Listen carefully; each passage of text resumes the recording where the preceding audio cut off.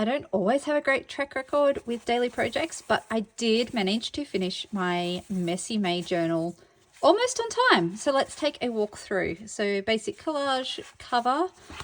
This is one of my favorite styles of covers, a little hand stitched binding down there. Cute little calico selvage tie. And I love doing this extra flap like that just to help keep everything contained. So let's take a walk through. Prologue, keeping it simple. This is one of my favorites, Nourish. Lots of collages there. If you follow me on Instagram, you might have seen a time lapse of that one coming together.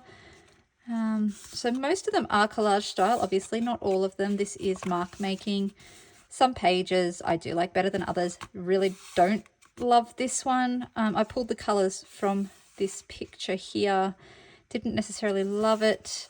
Don't really like that one. This one here I thought was a bit cute. This is for open, and so I actually used my X-Acto knife to cut the windows.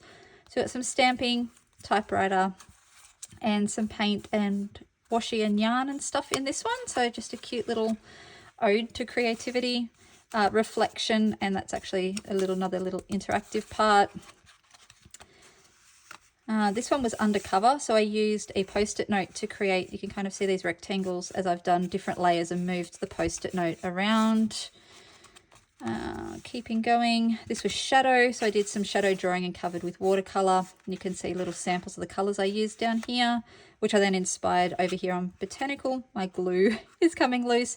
This is Botanicals, offcuts from postcards and bits and pieces.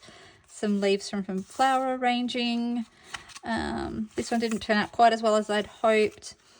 This one here is Serendipity, and so this was the post-it note that I used back over here.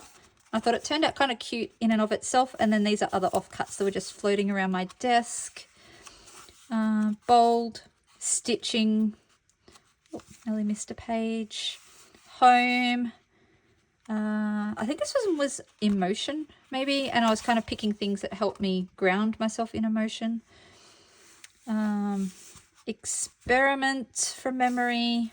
Metamorphosis, obviously inspired by butterflies. Little bits and pieces, some found word poetry. Again, my glue letting me down. I really am happy with how this watercolor one came up. That's just watercolors. Affirmation, monoprint, so that's a mix of jelly plates and some block printing that I already had.